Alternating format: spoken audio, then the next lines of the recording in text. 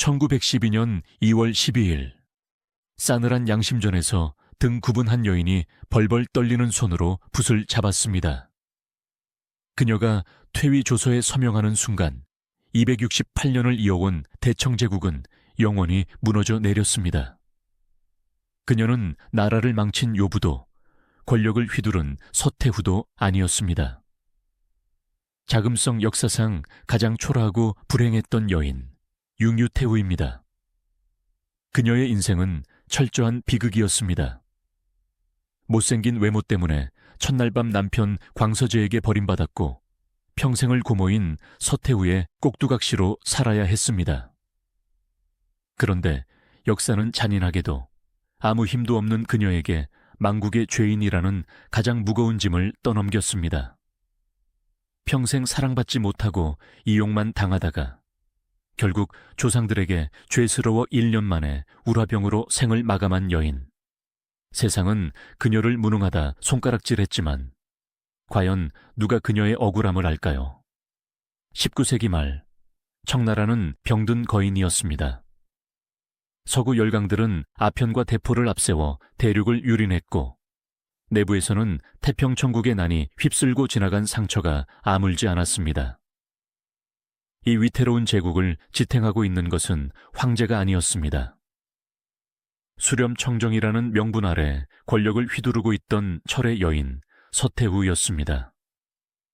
서태후에게 권력은 곧 생명이었습니다. 자신의 친아들인 동치제가 요절하자 그녀는 권력을 놓지 않기 위해 불과 사살이었던 조카 제첨을 황제로 옹립했습니다.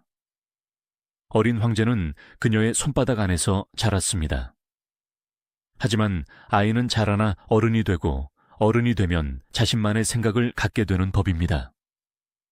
광서제가 성인이 되어갈수록 서태후의 불안감은 커져만 갔습니다. 황제가 친정을 하게 되면 내 권력은 어떻게 되는가? 황제 곁에 똑똑하고 야심만만한 황후가 들어와 나를 몰아내려 하면 어쩌지?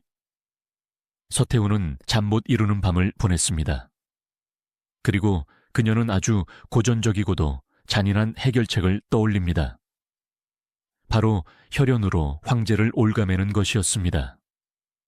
자신의 친정 조카딸을 황후로 앉힌다면 그 아이는 황제의 아내이기 전에 나의 조카이므로 황제의 침실에서 일어나는 모든 일을 내게 보고할 가장 완벽한 스파이가 될 것이라 확신했습니다.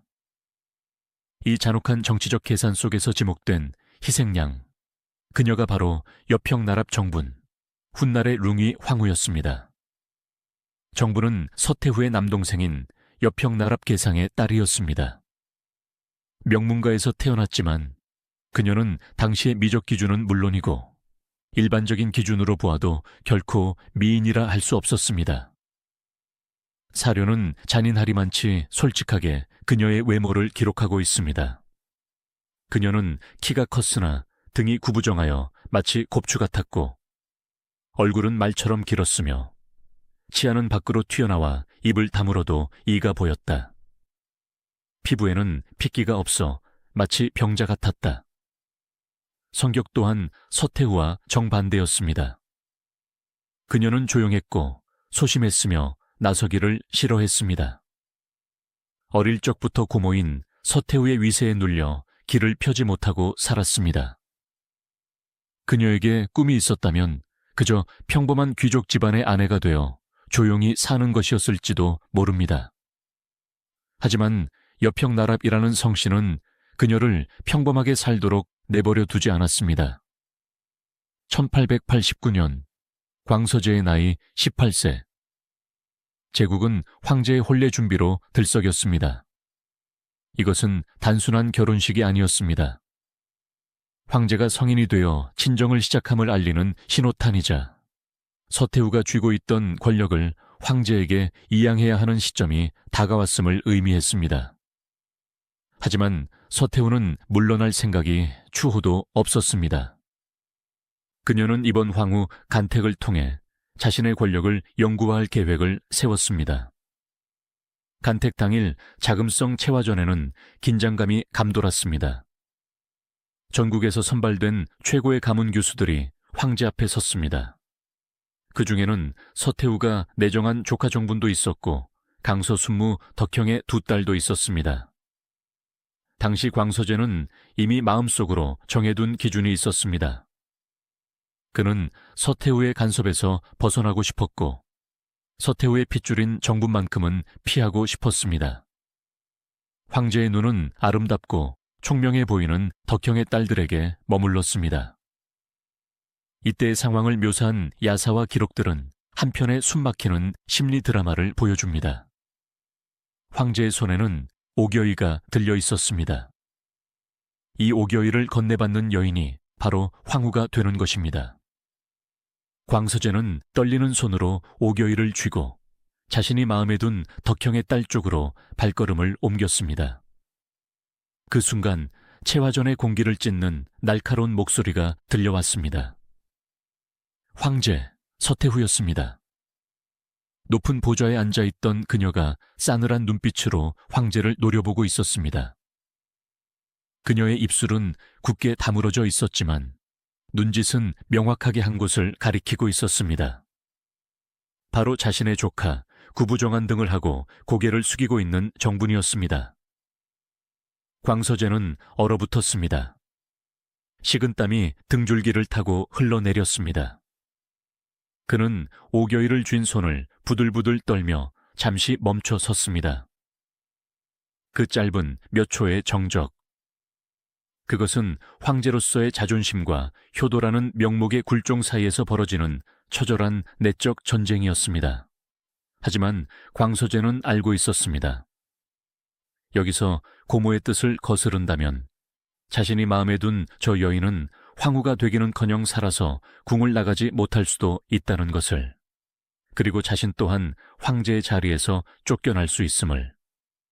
결국 광서제는 패배했습니다. 그는 체념한 듯 깊은 한숨을 내쉬며 발길을 돌렸습니다.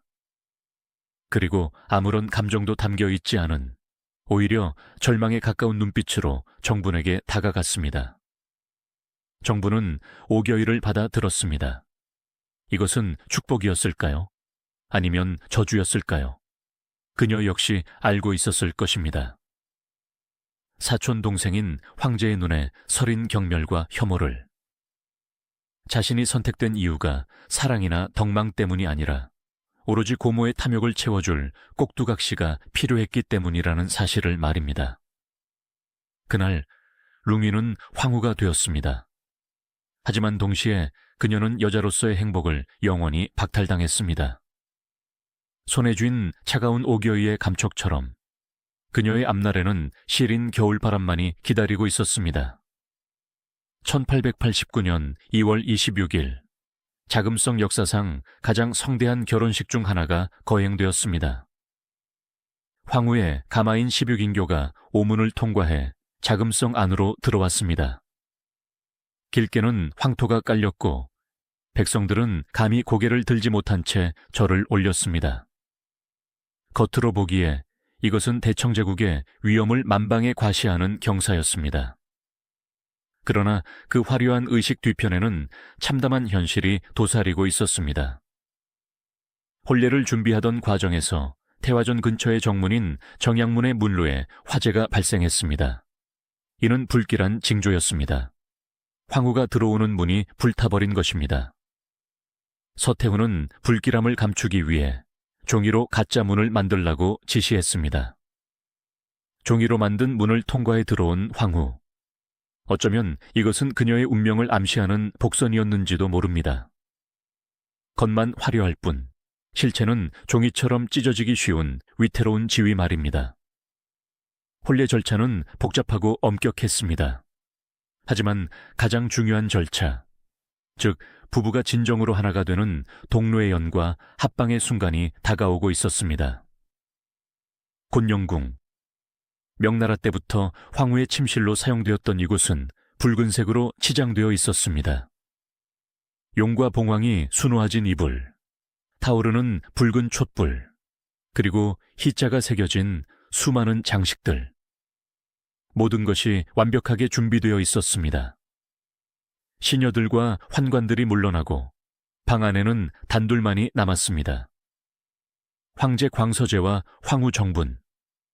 그 어색하고 숨막히는 침묵. 촛불 심지가 타들어가는 소리만이 방 안을 채웠습니다. 정부는 침상에 앉아 황제를 기다렸습니다. 그녀는 못생긴 외모를 가리기 위해 고개를 푹 숙이고 있었습니다. 심장이 터질 것만 같았습니다.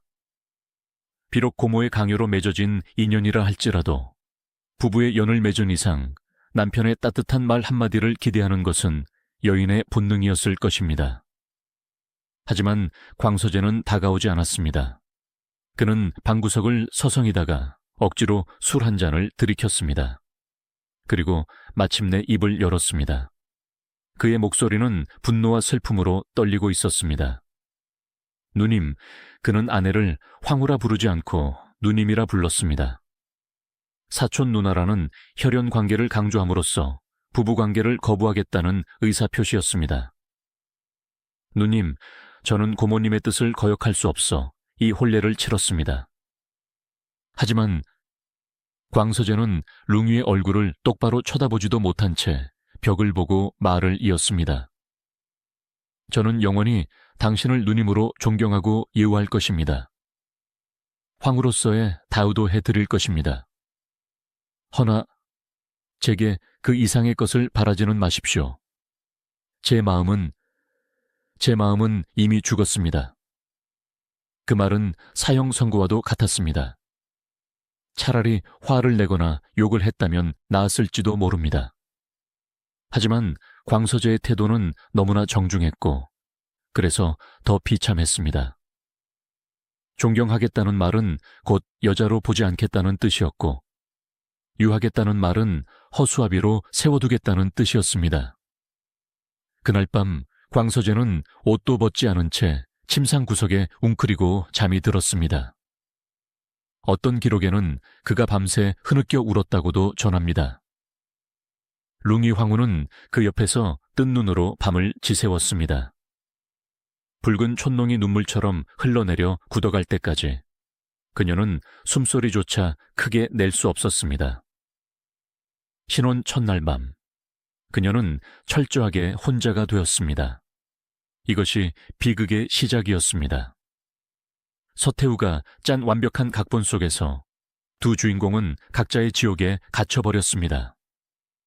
광서제는 원치 않는 결혼으로 인한 몸열감의 치를 떨었고 룽위는 죄 없는 죄인이 되어 남편의 등만 바라봐야 했습니다. 하지만 그녀를 기다리고 있는 시련은 이것이 끝이 아니었습니다. 황제의 사랑을 독차지하게 될 강력한 라이벌, 그리고 서태후와 황제 사이에서 벌어질 피 튀기는 권력투쟁. 그 폭풍의 눈 한가운데로 그녀는 걸어 들어가고 있었습니다. 자금성의 밤은 깊어만 가고 소박맞은 황후의 처소에는 정막만이 감돌았습니다. 과연 그녀는 이 숨막히는 궁궐에서 살아남을 수 있을까요? 자금성에는 두 개의 계절이 공존하고 있었습니다. 동쪽 곤영궁, 룽위 황후의 처소에는 영원히 녹지 않는 한겨울의 서리가 내려앉아 있었고 서쪽 경인궁, 젊은 후궁들이 머무는 곳에는 따스한 봄볕이 내리쬐고 있었습니다. 황제 광서제의 발길은 언제나 서쪽을 향했습니다. 그곳에는 룽위 황후가 평생토록 가지고 싶었으나 가질 수 없었던 모든 것을 지닌 여인 타타라 씨, 바로 진비가 있었기 때문입니다. 그녀의 등장은 룽위에게 단순한 질투를 넘어선 생존의 위협이었습니다. 사랑받지 못한 여인의 가슴 속에 독버섯 같은 증오가 자라나기 시작한 것도 바로 이때부터였습니다. 진비는 룽위와는 정반대의 여인이었습니다. 그녀는 룽위보다 8살이나 어렸고 생기발랄했으며 무엇보다 아름다웠습니다. 하지만 광서제가 그녀에게 빠져든 결정적인 이유는 외모가 아니었습니다. 바로 대화가 통했기 때문입니다. 룽위 황후는 서태후의 보수적인 교육을 받아 여자는 덕이 있어야 하고 조신해야 한다는 구시대적인 사고방식에 갇혀 있었습니다. 황제가 개혁을 이야기하면 룽위는 고모님의 뜻을 거스르면 안 됩니다 라며 겁부터 먹었습니다. 황제에게 룽이는 대화 상대가 아닌 벽이었습니다. 반면 진비는 달랐습니다. 그녀는 어린 시절 광저우에서 자라 서양 문물을 일찍 접했습니다. 그녀는 사진 찍기를 좋아했고 서양의 기계와 과학에 관심이 많았으며 심지어 황제 앞에서 남장을 하고 장난을 칠 정도로 자유분방했습니다. 광서제에게 진비는 숨막히는 감옥 속의 유일한 창문이었습니다. 그는 진비와 함께 국정을 논했고 서태후 몰래 개혁의 꿈을 꾸었습니다. 두 사람은 단순한 남녀 사이를 넘어 정치적 동지가 되어가고 있었습니다. 이 행복한 풍경을 지켜보는 룽이의 심정은 어땠을까요? 질투. 그것은 붉은 뱀처럼 그녀의 심장을 휘감았습니다. 하지만 그것은 단순한 연적에 대한 질투만이 아니었습니다. 나도 황후다. 나도 명문가의 딸이다. 그런데 왜 황제는 저 천방지축인 계집에게만 웃어주는가? 그녀의 자존심은 짓밟혔습니다. 매일 밤 독수공방하며 그녀는 거울 속에 비친 자신의 모습을 보며 절망했을 것입니다. 튀어나온 앞니, 구부정한 등, 칙칙한 피부. 그녀는 자신이 진비보다 못하다는 사실을 뼈저리게 인정해야만 했습니다. 그리고 그 열등감은 곧 무서운 분노로 변했습니다. 내가 가질 수 없다면 부셔버리겠다. 사랑받지 못한 황후는 이제 황후라는 권력을 이용해 복수의 칼날을 갈기 시작합니다. 광서제가 진비에게 빠져 국정을 소홀히 한다는 소문이 돌기 시작하자 룽이는 자신의 임무를 수행하기로 마음먹습니다. 서태후가 그녀를 황후로 앉힌 진짜 이유, 바로 스파이 노릇을 자처한 것입니다. 룽이는 수시로 서태후를 찾아가 읍소했습니다. 하지만 그녀의 보고는 사실에 기반한 정보라기보다는 질투심에 왜곡된 모함에 가까웠습니다. 고모님, 진비가 요사스러운 서양 물건으로 황제의 혼을 빼놓고 있습니다. 진비가 황제에게 남장을 시키고 권례를 돌아다니며 법도를 어지럽히고 있습니다. 진비가 황제를 부추겨 고모님의 수렴 청정을 거두게 하려 합니다. 서태후는 처음에는 어린 황제의 불장난이라 여기며 대수롭지 않게 넘겼습니다. 하지만 정치적 야심이라는 단어가 나오자 서태후의 눈빛이 변했습니다. 룽이는 정확히 서태후의 영린을 건드린 것입니다. 룽이에게 이 고자질은 일종의 생존 본능이었습니다. 남편에게 사랑받지 못하는 그녀가 궁궐에서 살아남을 수 있는 유일한 방법은 최고 권력자인 고모에게 인정받는 것뿐이었으니까요. 그녀는 남편을 팔아 자신의 자리를 지키려 했습니다. 참으로 슬프고도 비열한 생존 방식이었습니다. 갈등은 결국 폭발했습니다. 룽이는 황후의 권위를 이용해 진비를 괴롭히기 시작했습니다. 사소한 예법 실수를 트집 잡아 진비에게 벌을 주었습니다. 어느 날 룽이는 진비를 불러 세웠습니다. 네가 황제의 총애를 믿고 위아래도 모르고 날뛰는구나. 짝, 날카로운 파열음과 함께 룽이의 손이 진비의 뺨을 올려붙였습니다. 진비의 고운 얼굴에 붉은 손자국이 남았습니다. 이것은 단순한 체벌이 아니었습니다. 그동안 쌓이고 쌓였던 룽이의 울분과 열등감이 폭발한 순간이었습니다. 하지만 진비도 만만치 않았습니다. 그녀는 룽이에게 대들었습니다. 황후마마, 제가 황제의 사랑을 받는 것이 죄입니까? 황후께서 덕이 부족하여 황제의 마음을 얻지 못한 것을 왜 제 탓으로 돌리십니까? 이 말은 룽이의 가슴에 비수를 꽂았습니다. 감히 후궁 따위가 황후의 치부를 건드린 것입니다. 룽이는 부들부들 떨며 서태후에게 달려갔습니다. 때마침 진비가 큰 실수를 저지릅니다. 궁궐 내의 씀씀이가 커지자 진비가 부족한 재정을 메우기 위해 황제 몰래 관직을 팔았다는 사실이 드러난 것입니다. 룽이는 이 기회를 놓치지 않았습니다. 그녀는 서태후 옆에서 불난집에 부채질을 했습니다. 고모님, 보십시오. 저 아이가 이제는 국정까지 농단하려 합니다. 그냥 두면 나라를 말아먹을 것입니다. 서태후는 대노했습니다. 1894년 서태후는 진비와 그녀의 언니인 금비를 귀인으로 강등시키고 그녀들의 옷을 벗겨 매질을 하는 장형을 내렸습니다.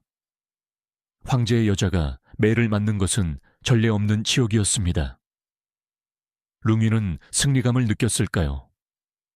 라이벌이 피를 흘리며 쓰러지는 모습을 보며 그녀는 잠시나마 자신이 황후임을 실감했을지도 모릅니다.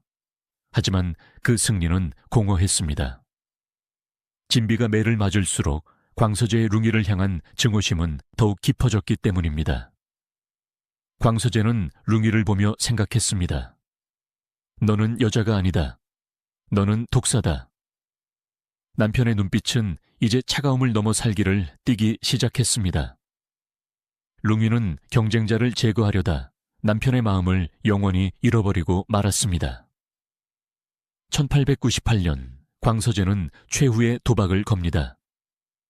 강유웨이, 량치차오 등 개혁파를 등용해 서태후의 세력을 몰아내고 입헌군주제를 도입하려 한 무술변법이었습니다. 하지만 이 개혁은 103일 만에 실패로 돌아갑니다.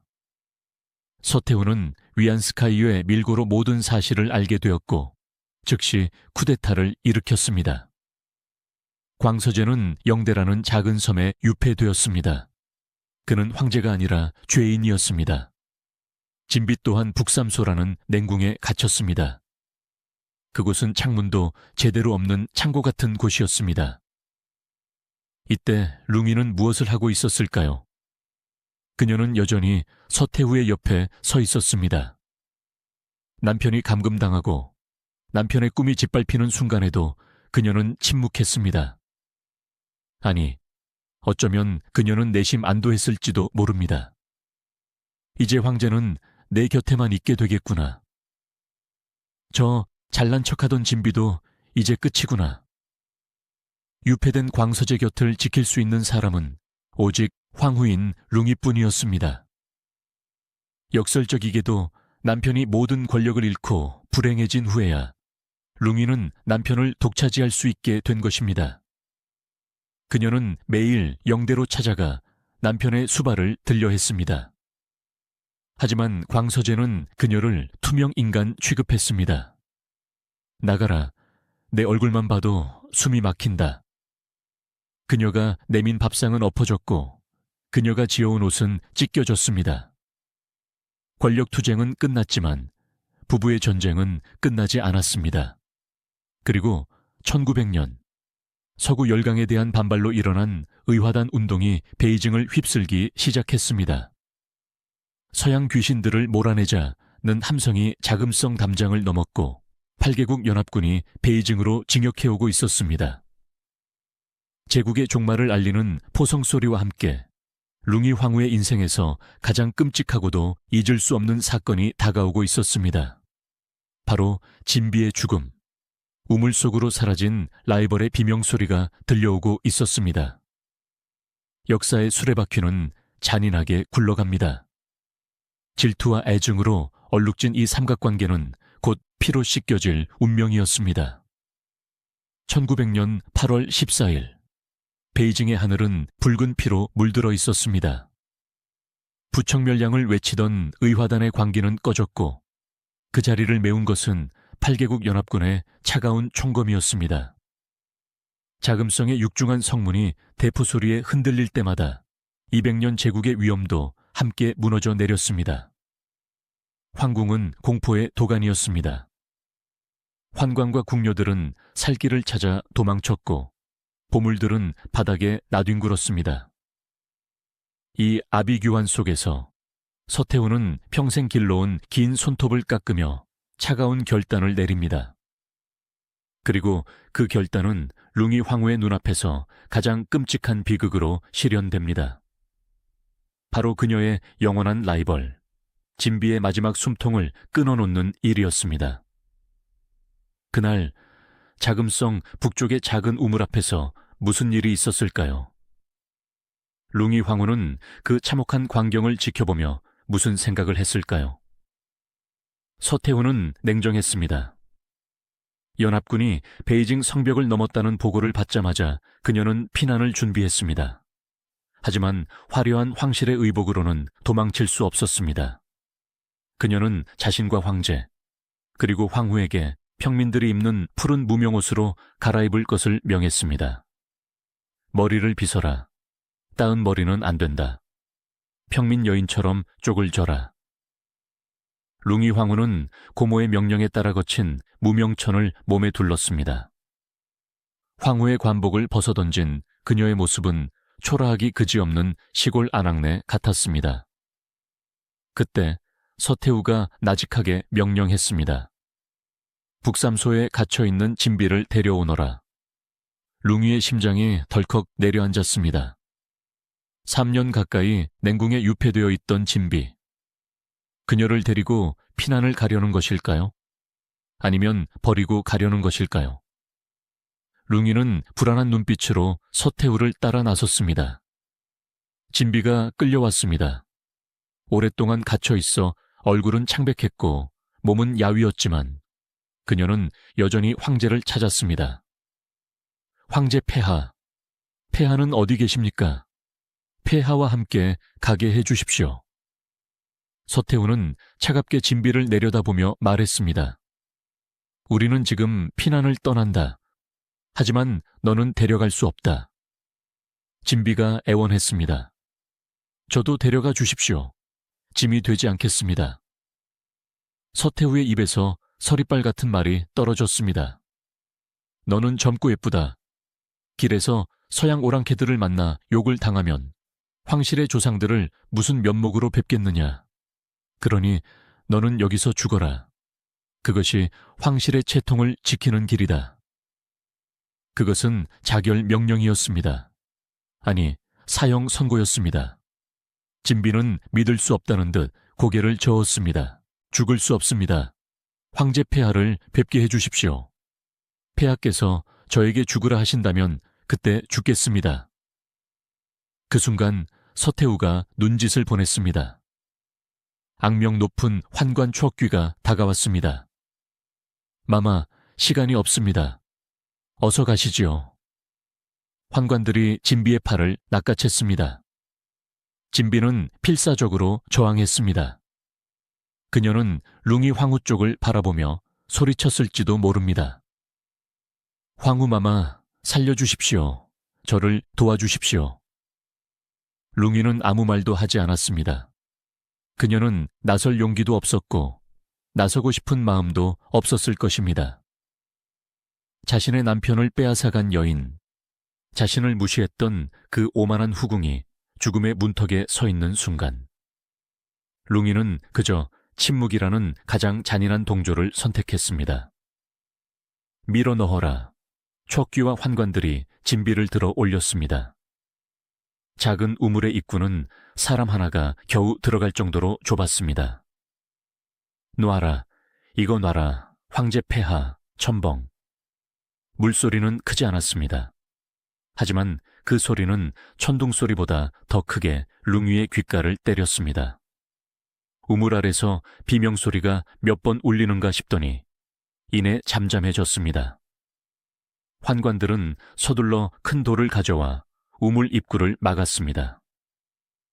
그렇게 광서제가 가장 사랑했던 여인, 자금성의 유일한 봄빛이었던 진비는 차가운 우물 속에서 24살의 짧은 생을 마감했습니다. 룽이 황후는 떨리는 다리를 겨우 지탱하며 그 자리에 서 있었습니다. 라이벌이 사라졌습니다. 이제 황제는 온전히 그녀의 차지가 될 것입니다. 하지만 이것이 진정한 승리였을까요? 그녀는 몰랐습니다. 그 우물이 진비의 무덤일 뿐만 아니라 남편 광서제의 영혼을 영원히 가둬버릴 감옥이 되었다는 것을, 그리고 자신은 평생 그 우물가에 서 있는 악몽을 꾸게 되리라는 것을. 진비를 우물에 던져버린 직후 황실 일행은 뒷문을 통해 자금성을 빠져나갔습니다. 목적지는 서쪽 시안이었습니다. 이 피난길은 서수라는 그럴싸한 이름으로 포장되었지만 실상은 처참한 도주였습니다. 가마도 없었고 말도 부족했습니다. 태후와 황제, 황후는 농사꾼들이 쓰는 소달구지나 노새 수레에 몸을 실어야 했습니다. 룽이 황후의 고생은 상상을 초월했습니다. 자금성에서는 손 하나 까딱하지 않고 수십 명의 시녀가 시중을 들었지만 피난길에서는 그녀가 시녀 노릇을 해야 했습니다. 식량은 부족했습니다. 황제조차 옥수수죽 한 그릇으로 끼니를 때워야 했고 며칠 동안 물 한 모금 마시지 못하는 날도 있었습니다. 룽이는 목이 타들어갔지만 물이 생기면 제일 먼저 서태후에게, 그 다음엔 광서제에게 바쳐야 했습니다. 자신은 남은 찌꺼기 물을 마시며 갈증을 달랬습니다. 서태후는 피난길에서도 절대 권력자였습니다. 그녀가 덥다고 하면 룽이는 부채질을 해야 했고 그녀가 다리가 아프다고 하면 주물러야 했습니다. 룽이는 황후가 아니라 하녀였습니다. 하지만 육체적 고통보다 더 견디기 힘든 것은 남편 광서제의 태도였습니다. 광서제는 진비가 죽은 후 말을 잃었습니다. 그는 술에 앉아 하루 종일 멍하니 북쪽 하늘만 바라보았습니다. 룽이가 말을 걸어도 대답하지 않았습니다. 그의 눈에는 룽이가 보이지 않았습니다. 그의 눈동자 속에는 오직 우물에 갇힌 진비의 환영만이 어른거리고 있었기 때문입니다. 룽이는 술의 흔들림에 몸을 맡긴 채 생각했습니다. 진비는 죽어서도 황제의 마음을 가졌구나. 나는 살아서 곁에 있어도 그림자일 뿐이구나. 1901년 신축조약이 체결되고 서구 열강과 화해가 이루어지자 1902년 1월 서태후 일행은 베이징으로 돌아왔습니다. 자금성은 여전했지만 많은 것이 변해 있었습니다. 보물들은 약탈당했고 건물들은 낡았습니다. 가장 먼저 해야 할 일 중 하나는 진비의 시신을 수습하는 것이었습니다. 서태후는 자신의 죄를 덮기 위해 내가 그때 정신이 없어서 그런 일이 일어났다며 진비를 황기비로 추서하고 성대하게 장례를 치러주라고 명했습니다. 위선적인 행동이었습니다. 우물에 돌이 치워지고 1년 반 동안 차가운 물속에 잠겨있던 진비의 시신이 건져 올려졌습니다. 형체를 알아볼 수 없을 정도로 부패한 시신. 그 참혹한 모습을 본 광서제는 그 자리에서 기절하고 말았습니다. 룽이 황후도 그 자리에 있었습니다. 썩어가는 시신에서 나는 악취, 그리고 오열하는 남편. 그날 이후 룽이는 밤마다 악몽에 시달렸습니다. 물에 젖은 진비가 자신의 침소로 찾아와 황후마마, 춥습니다 라고 속삭이는 꿈. 진비의 시신은 수습되었지만 그녀의 원혼은 자금성을 떠나지 않았습니다. 그리고 룽이는 그 원혼과 함께 살아야 했습니다. 남편 광서제는 진비가 쓰던 물건들을 모아놓고 밤새도록 그것들을 어루만지며 울었습니다. 룽이의 방은 더욱 춥고 더욱 깊은 어둠 속으로 잠겨 들었습니다. 라이벌이 죽으면 행복해질 줄 알았습니다. 하지만 죽은 라이벌은 산 황후보다 더 강력했습니다. 진비의 죽음은 룽이에게 승리가 아닌 영원히 씻을 수 없는 트라우마와 죄책감, 그리고 더욱 철저한 고독을 안겨주었습니다. 이제 제국은 마지막을 향해 달려갑니다. 서태후도 늙어가고 광서제도 병들어갑니다. 홀로 남겨질 룽이 태후에게 다가올 마지막 운명은 무엇일까요? 그녀는 무너져가는 청나라의 기둥을 홀로 떠받칠 준비가 되어 있었을까요? 1908년 11월 14일과 15일. 중국 역사상 가장 기이하고도 충격적인 이틀이 밝았습니다. 대청제국을 실질적으로 지배해온 두 명의 거인 광서제와 서태후가 약속이라도 한 듯 연달아 세상을 떠난 것입니다. 그들의 죽음은 단순한 황실의 장례가 아니었습니다. 그것은 260년을 이어온 청나라의 기둥뿌리가 뽑혀나가는 소리였습니다.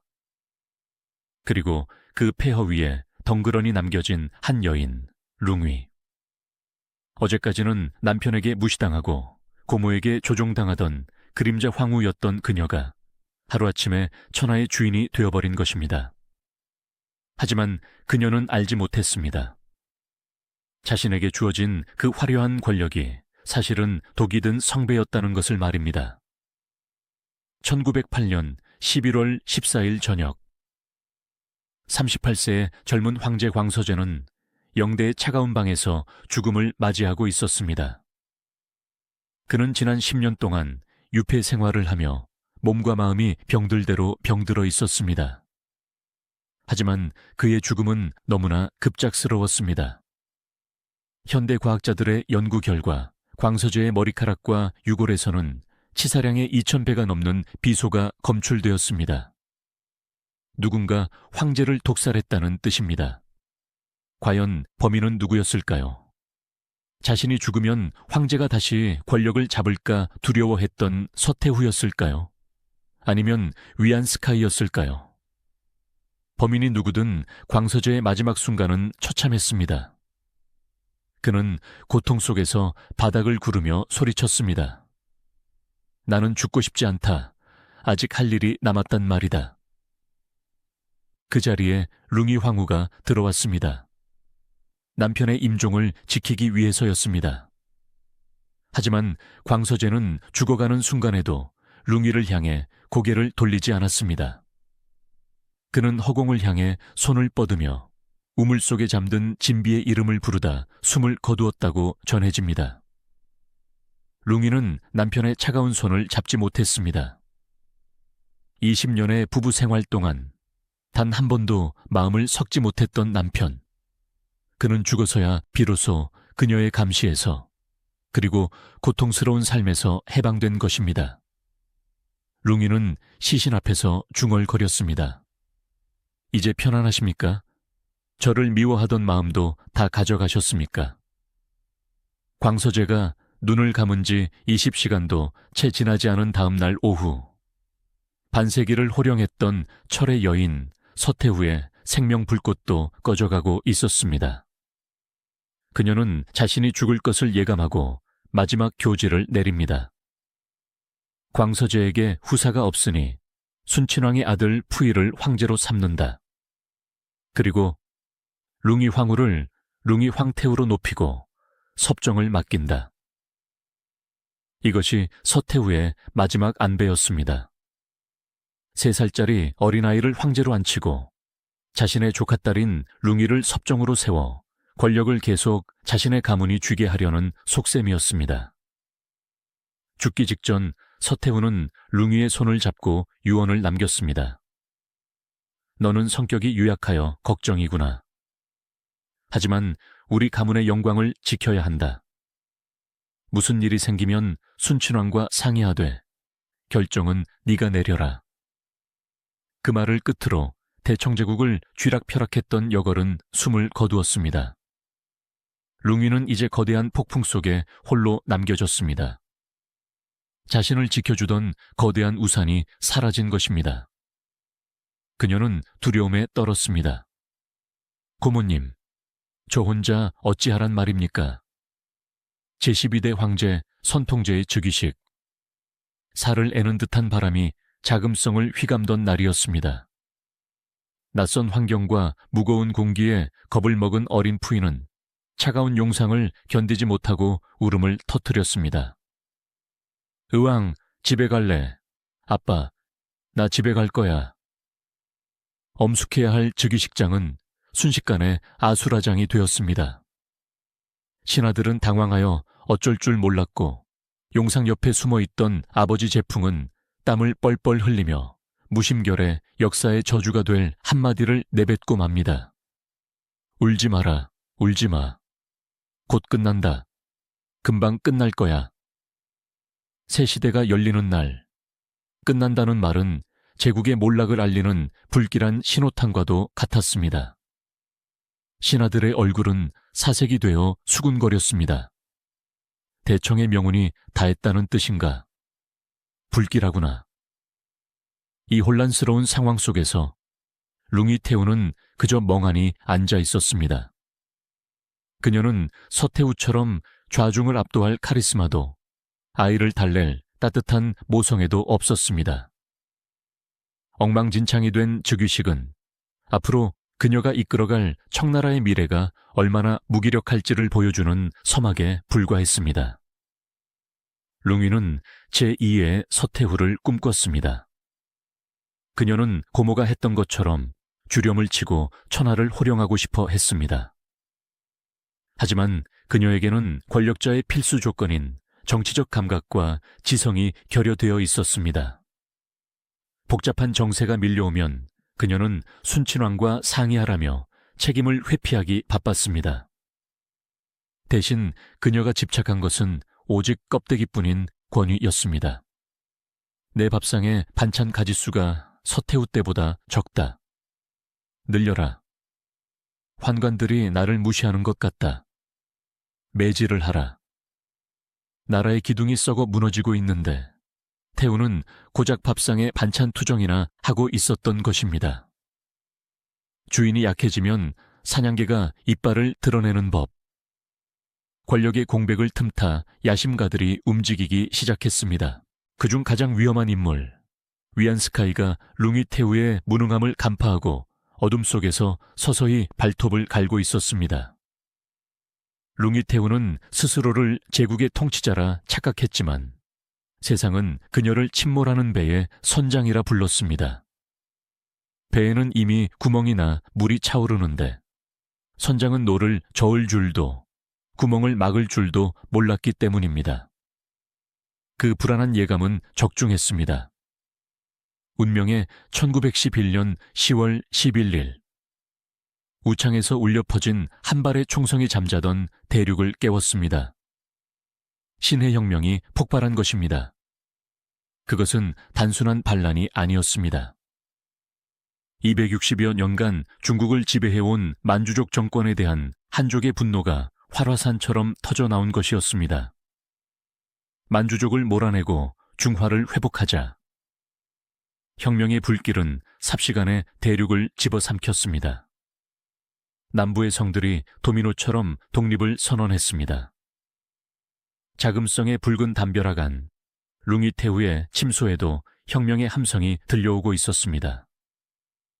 남편도 없고 고모도 없는 지금, 그녀 곁에 남은 것은 무능한 시동생 순친왕과 겁에 질린 6살짜리 황제 푸이뿐이었습니다.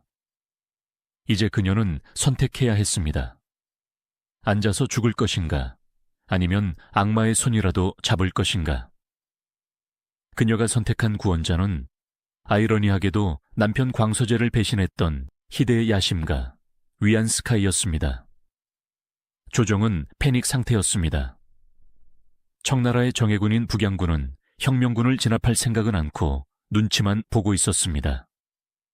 왜냐하면 그 군대의 진짜 주인은 황제가 아니라 3년 전 파면당해 고향에 내려가 있는 위안스카이였기 때문입니다. 순친왕은 위안스카이를 두려워했습니다. 그는 형을 배신한 위안스카이를 죽이려 했던 인물입니다. 하지만 지금 당장 혁명군이 베이징으로 쳐들어온다는데 어찌합니까? 신하들이 룽이태우에게 읍소했습니다. 태우마마, 위안스카이를 다시 부르지 않으면 나라가 망합니다. 오직 그만이 북양군을 움직일 수 있습니다. 룽이태우는 갈등했습니다. 남편이 죽어가며 저주했던 그 이름을 다시 불러야 한다니. 하지만 그녀에게는 6살 아들을 살려야 한다는 모성애, 아니 생존 본능이 앞섰습니다. 위안스카이를 총리 대신으로 임명하라. 그녀는 떨리는 목소리로 제가했습니다. 그것은 호랑이를 잡기 위해 늑대를 안방으로 불러들이는 치명적인 실수였습니다. 위안스카이는 기다렸다는 듯 베이징으로 돌아왔습니다. 그는 룽이태우 앞에 엎드려 신이 목숨을 바쳐 황실을 지키겠나이다 라고 맹세했습니다. 하지만 그의 속마음은 딴판이었습니다. 그는 혁명군을 적당히 막아내면서 그 공포를 이용해 룽이테우를 협박할 계획이었습니다. 위안스카이는 돌아오자마자 자신의 권력을 강화하기 위해 황제의 친아버지인 순친왕을 압박했습니다. 겁쟁이였던 순친왕은 나는 더 이상 못해 먹겠다며 섭정왕 자리에서 사퇴하고 집으로 도망쳐 버렸습니다. 이제 궁궐에 남은 어른은 룽이테우 단 한 명뿐이었습니다. 친정아버지 계상도 늙고 병들어 도움이 되지 않았습니다. 황족들은 자기 재산을 챙겨 해외로 도망가거나 조계지로 숨기에 바빴습니다. 룽이는 철저히 혼자가 되었습니다. 매일 아침 위안스카이가 들어와 보고를 올렸습니다. 그의 보고는 언제나 공포심을 자극하는 내용뿐이었습니다. 테우마마, 혁명군이 베이징 코앞까지 왔습니다. 프랑스 혁명을 아십니까? 그들은 왕과 왕비의 목을 단두대에서 잘랐습니다. 혁명군이 쳐들어오면 만주족을 몰살시킨다고 합니다. 껍질을 벗겨 죽인다고 합니다. 세상 물정 모르는 룽이테우는 공포에 질려 사시나무 떨듯 떨었습니다. 그녀가 의지할 사람은 역설적이게도 자신을 겁주는 위안스카이뿐이었습니다. 위안대인만이 우리 모자를 살릴 수 있어. 제발 우리를 버리지 마시오. 그녀는 자신의 운명, 아들의 운명, 제국의 운명을 모두 이 노예한 정객의 손아귀에 쥐어주었습니다. 룽이는 위안스카이에게 막대한 금은 보화를 내주며 군자금으로 쓰라고 했지만 그 돈은 고스란히 위안스카이의 주머니와 사병 육성에 들어갔습니다. 1912년 1월 위안스카이가 퇴근길에 폭탄 테러를 당하는 사건이 발생합니다. 위안스카이는 살아남았지만 이 사건은 그에게 좋은 핑계거리가 되었습니다. 그는 병을 핑계로 입궐하지 않았습니다. 그리고 전보를 보내 룽이테우를 더욱 압박했습니다. 혁명당의 기세가 너무 무섭습니다. 신도 죽을 뻔했습니다. 더 이상 무력으로 진압하는 것은 불가능합니다. 이제 남은 길은 공화정을 받아들이는 것뿐입니다. 공화정. 그것은 황제가 없는 나라를 뜻했습니다. 룽이테우는 기절초풍했습니다. 조상님들이 피땀으로 세운 나라를 내 손으로 없애라니. 그녀는 거부했습니다. 절대 안 된다. 황실을 보존하는 조건으로 헌법을 고칠 수는 있어도 퇴위는 절대 안 된다. 하지만 위안스카이는 최후의 카드를 꺼내듭니다. 바로 군사 쿠데타 위협이었습니다. 그의 신복인 당이설을 비롯한 북양군 장군 47명이 연명으로 전보를 보냈습니다. 내용은 간단했습니다. 공화정을 받아들이지 않으면 우리 군대가 베이징으로 징역해 황실을 끝장내겠다. 자신을 지켜줄 줄 알았던 군대마저 총구를 거꾸로 돌린 것입니다. 룽이테우는 양심전 낭악에 주저앉아 통곡했습니다. 어찌하여 신하가 임금을 협박하는가? 세상에 이런 법이 어디 있는가? 하지만 그녀의 울음소리에 답해주는 이는 아무도 없었습니다. 환관들은 고개를 숙인 채 눈치만 볼 뿐이었고 어린 부인은 아무것도 모른 채 방 안을 뛰어다니며 놀고 있었습니다. 위안스카이는 당근을 꺼냈습니다. 이것이 바로 그 유명한 청실 우대 조건입니다. 테우마마, 퇴위하시더라도 황제의 존엄은 유지하게 해드리겠습니다. 자금성에서 계속 살게 해드리겠습니다. 매년 400만 양의 생활비를 드리겠습니다.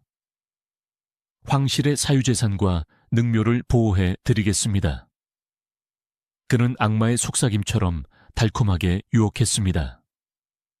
마마, 지금 물러나시면 역사는 마마를 평화의 수호자로 기억할 것입니다.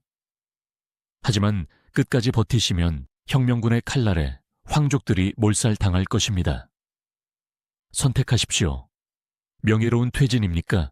아니면 처참한 죽음입니까? 룽위태후는 며칠 밤을 뜬 눈으로 지새웠습니다. 머리맡에는 선왕의 위패가 놓여 있었습니다. 폐하, 제가 어찌해야 합니까? 제가 나라를 팔아먹은 여자가 되어야 합니까? 그녀의 머릿속에는 오직 하나, 공포만이 가득했습니다.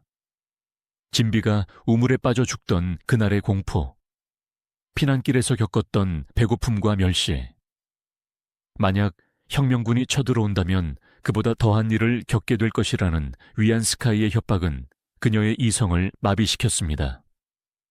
그녀는 문득 자신의 아들 푸이를 바라보았습니다. 천진난만하게 웃고 있는 6살 아이. 그래, 이 아이만은 살려야 한다. 이 아이가 죽지 않고 살 수만 있다면 황제 자리가 무슨 소용인가. 결국 그녀는 무너졌습니다.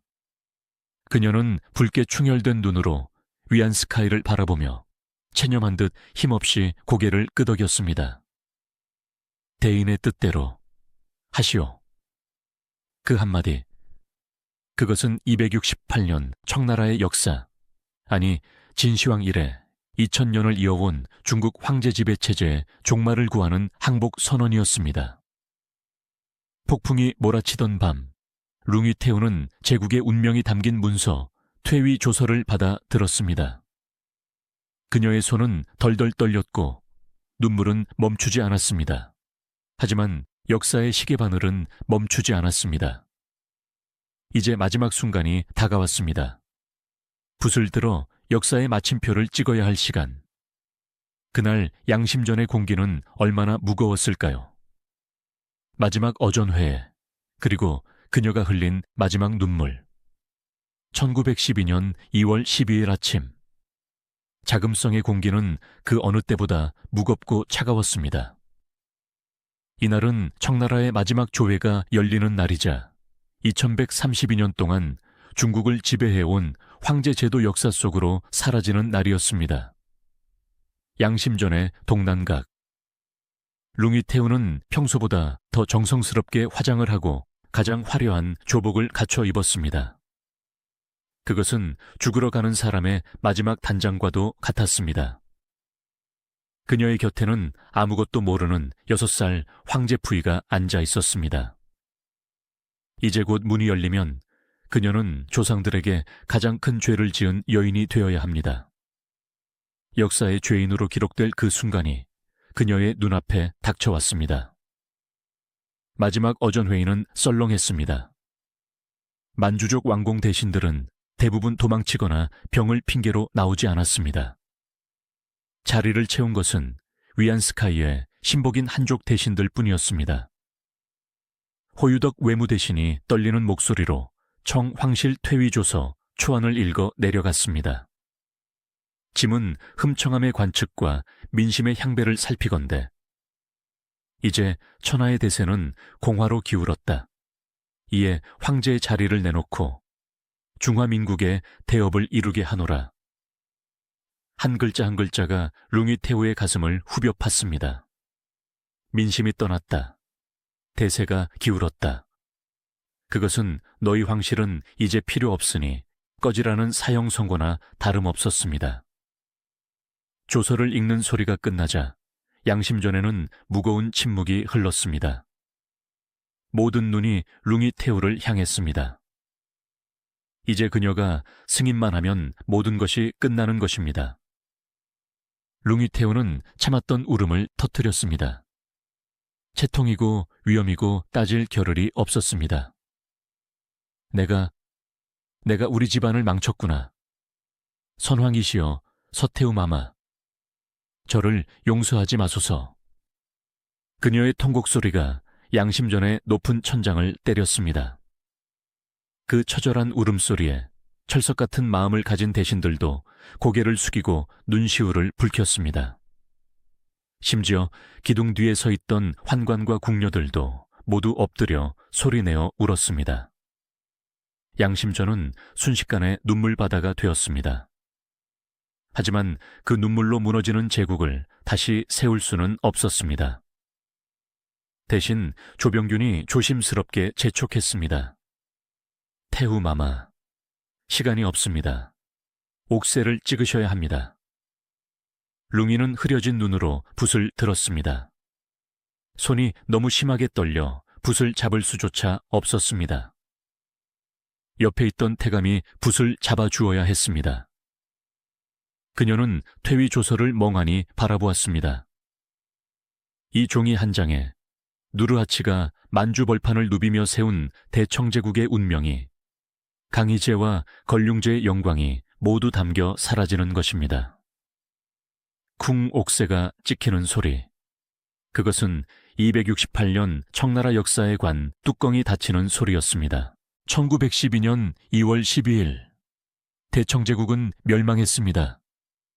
퇴위 조서가 반포되자마자 바깥 세상은 축제 분위기였습니다. 중화민국 만세, 공화국 만세, 폭죽이 터지고 사람들은 변발을 자르며 환호했습니다.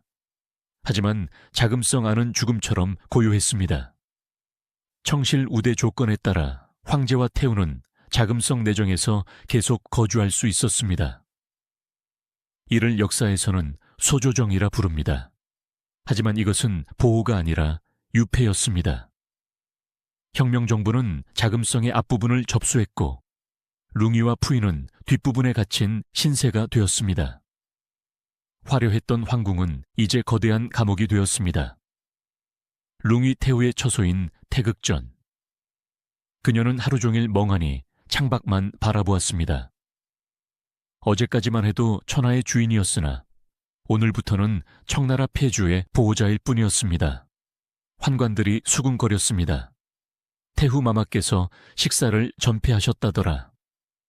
밤마다 내가 죄인이다, 내가 죄인이다 하며 벽에 머리를 찍으신단다.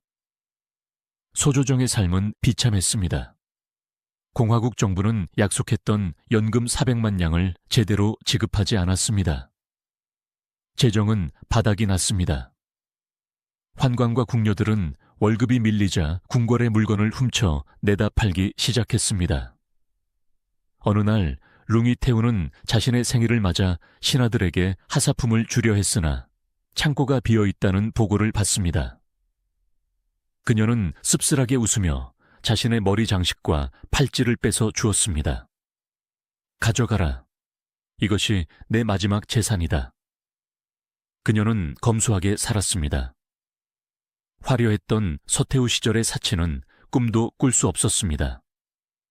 난방비가 없어 겨울에는 이불을 뒤집어 쓰고 지냈고 반찬 가짓수도 줄였습니다. 백성들은 굶주리는데 망한 나라의 태후가 어찌 호의호식하겠느냐. 그녀의 몸과 마음은 빠르게 무너져 내리고 있었습니다. 우울증은 깊어졌고 지병인간 질환은 악화되었습니다. 하지만 그녀를 진심으로 걱정해주는 사람은 아무도 없었습니다. 아들 푸이는 너무 어렸고 철이 없었습니다. 나라를 잃은 슬픔보다 더 그녀를 괴롭힌 것은 고독이었습니다. 그녀는 평생 누구에게도 이해받지 못했습니다. 남편에게는 증오의 대상이었고 국민들에게는 무능한 매국노였습니다. 이제 그녀에게 남은 것은 죽음이라는 안식처뿐이었습니다. 가장 화려한 감옥에서 맞이하는 마지막 겨울. 그녀는 삶의 마지막 불꽃을 태우며 무엇을 회상했을까요? 자신을 혐오했던 남편 광서제? 아니면 우물 속에 묻힌 진비? 그것도 아니면 자신이 꿈꾸었던 평범한 아내로서의 삶. 모든 이야기에는 끝이 있고 2608년을 이어온 대청제국의 대서사시도 이제 마지막 장을 덮을 시간입니다. 화려했던 제국의 문을 자신의 손으로 닫아야 했던 여인 룽위 태후. 퇴위 조서에 도장을 찍은 그날 이후 그녀의 시간은 멈춰버렸습니다. 세상은 공화국이라는 새로운 시대를 향해 환호하며 달려갔지만 자금성 안쪽에 유폐된 그녀는 과거의 그림자 속에 갇혀 하루하루 말라가고 있었습니다. 그녀를 기다리고 있는 것은 해방이 아닌 죽음이라는 이름의 영원한 안식이었습니다. 마지막 순간 그녀는 과연 무엇을 보았을까요? 자신을 평생 괴롭혔던 진비의 원혼이었을까요? 아니면 남편 광서재의 뒷모습이었을까요? 아니면 그저 평범한 여인으로 살고 싶었던 자신의 이루지 못한 꿈이었을까요? 1912년 2월, 퇴위 이후 룽이태우의 삶은 지옥과 같았습니다. 그녀는 심각한 우울증과 비장이 붙는 병에 시달렸습니다. 하지만 육체적 고통보다 더 그녀를 갉아먹는 것은 죄책감이었습니다. 매일 밤 그녀는 악몽에 시달리며 비명을 지르며 깨어났습니다. 조상님들이 나를 노려보신다. 내게 나라를 팔아먹은 년이라고 호통을 치신다. 그녀는 식사를 거의 하지 않았습니다. 백성들은 굶주리는데 나라를 망친 내가 어찌 밥을 넘기겠느냐. 궁녀들이 미음을 쏘아 올려도 몇 숟가락 뜨지 않고 물려버리기 일쑤였습니다. 그녀의 유일한 낙은 어린 황제 푸이를 보는 것이었습니다. 하지만 푸이를 볼 때마다 눈물이 쏟아졌습니다. 불쌍한 것, 내 무능함 때문에 네가 황제 자리에서 쫓겨났구나. 어미가 죄인이다. 어린 푸이는 태우가 왜 자꾸 우는지 이해하지 못했습니다. 그는 그저 태우의 무릎에 매달려 어머니, 울지 마세요. 제가 커서 다시 황제가 될게요 라고 말하곤 했습니다. 그 천진난만한 위로가 룽이의 가슴을 더욱 후벼 팠습니다. 그녀는 알고 있었습니다. 다시는 황제의 시대가 오지 않으리라는 것을. 그녀는 자신을 둘러싼 높은 담벼락이 자신을 보호하는 것이 아니라 서서히 조여오는 관이라는 것을 뼈저리게 느끼고 있었습니다. 1913년 2월, 룽이태우의 45번째 생일이 다가왔습니다. 중화민국 대총통이 된 위안스카이는 거칠애로 사절단을 보내 축하 인사를 전했습니다. 대총통 각하께서 태우마마의 만수무강을 기원합니다. 하지만 룽이태우는 그 인사가 조롱처럼 들렸습니다. 자신의 나라를 뺏어간 자가 보내는 축하. 그것은 승자가 패자에게 베푸는 잔인한 아량일 뿐이었습니다. 그날 룽이태우는 억지로 몸을 일으켜 생일상을 받았습니다. 하지만 신하들이 절을 올리자 그녀는 참지 못하고 통곡을 터뜨렸습니다. 나는 덕이 부족하여 위로는 조상의 유업을 지키지 못했고 아래로는 백성의 평안을 지키지 못했다. 오늘 나의 생일이라 하나 이는 내가 세상에 나와 가문을 욕보인 날일 뿐이다. 무슨 낯짝으로 축하를 받겠느냐. 그녀는 쓰러지듯 침상으로 돌아갔고 그 길로 다시는 일어나지 못했습니다. 병세는 급격히 악화되었습니다. 의사들이 약을 올렸지만 그녀는 약 먹기를 거부했습니다. 삶에 대한 의지를 완전히 놓아버린 것입니다. 운명의 날이 밝았습니다. 룽이태우는 자신의 죽음을 직감했습니다. 그녀는 가쁜 숨을 몰아쉬며 마지막 힘을 짜내어 곁에 있던 내무부 대신 세속과 황제 푸이를 불렀습니다. 그녀의 시선은 오직 어린 푸이에게 고정되어 있었습니다. 평생 자신의 핏줄인 자식은 없었지만 마지막 순간 그녀의 모성애는 이 의부사들을 향해 타올랐습니다.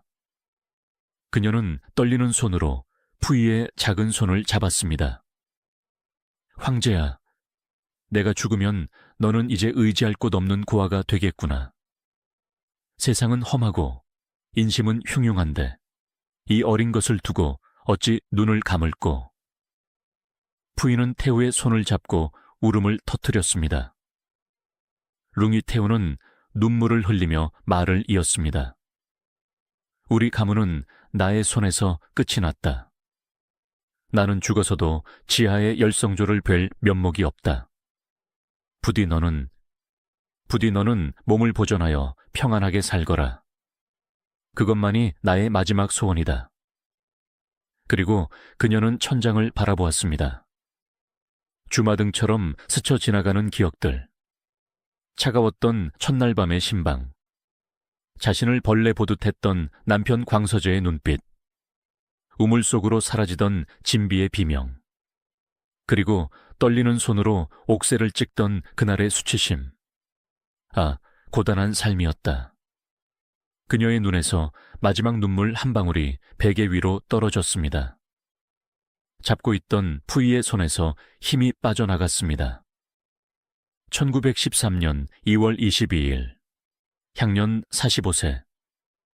청나라 최후의 황태후, 룽위는 한 많은 생을 마감했습니다. 룽위 태후의 죽음이 알려지자 대총통 위안스카이는 즉각 국장을 선포했습니다. 그는 전보를 통해 그녀를 극찬했습니다. 룽위 태후는 천하를 공화국에 양보하여 전쟁을 막고 평화를 가져왔다. 그녀의 공덕은 고대 성군인 요임금, 순임금과 같다. 실로 여중요순이라 할 만하다. 참으로 기묘한 풍경이었습니다.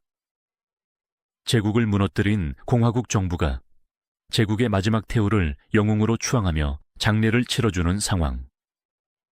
위안스카이는 자신의 통치 정당성을 확보하기 위해 그녀의 죽음조차 정치적으로 이용했습니다.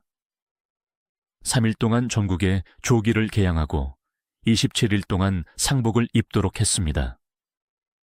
장례 행렬은 화려했습니다.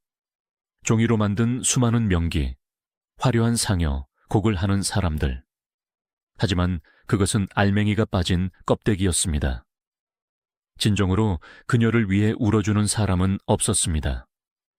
사람들은 망국의 태후를 구경하러 나왔을 뿐입니다. 그녀의 시신은 광서제가 묻힌 숭릉 옆에 합장되었습니다. 살아서는 남편에게 철저히 외면당하고 각방을 썼던 그녀가 죽어서야 비로소 남편 곁에 영원히 누울 수 있게 된 것입니다. 이 또한 죽음이 그녀에게 준 유일한 선물이자 슬픈 아이러니였습니다. 역사는 승자의 전리품이기에 우리는 종종 패자를 조롱하거나 잊어버립니다. 많은 사람들의 기억 속에 룽위 태후는 그저 못생기고 무능하여 나라를 망친 여인으로 남아 있습니다. 하지만 오늘 냉정한 역사의 법정에서 다시 한번 그녀를 위해 변론해 봅니다. 그녀는 희대의 악녀였을까요? 아닙니다. 그녀는 그저 너무나 평범한 여인이었습니다. 그녀의 비극은 평범한 그릇을 가진 여인에게 제국의 멸망이라는 감당할 수 없는 역사의 무게가 지워졌다는 데 있습니다. 황후가 된 것도, 사랑 없는 결혼을 견뎌야 했던 것도, 그 무엇 하나 그녀의 의지는 없었습니다. 단 하나, 나라가 비참하게 파괴되는 것만은 막고 싶었을 뿐입니다. 만약 그 마지막 순간 그녀가 욕심을 부려 퇴위를 거부했다면 어떻게 되었을까요? 베이징은 피바다가 되었을 것이고 자금성은 화염 속의 잿더미가 되었을지도 모릅니다. 그녀가 떨리는 손으로 남긴 눈물 젖은 서명 덕분에 오늘날 우리는 온전한 자금성을 볼 수 있고 수많은 생명이 무의미한 희생을 피할 수 있었습니다. 그녀는 2000년 동안 이어져 온 중국 봉건 왕조라는 긴 대서사시의 마침표였습니다. 마침표는 화려하지 않습니다. 작고 고요합니다. 하지만 마침표가 찍혀야 비로소 문장이 완성되고 새로운 역사의 문단이 시작될 수 있는 법입니다. 여평나랍 정분. 평생 누구에게도 온전히 사랑받지 못했던 여인. 가장 높은 곳에 있었지만 가장 사무치게 외로웠던 여인. 이제는 역사의 뒤양일에서 남편 광서제와 함께 그리고 어쩌면 연적이었던 진비와도 화해하고 편안히 잠들었기를 소망합니다.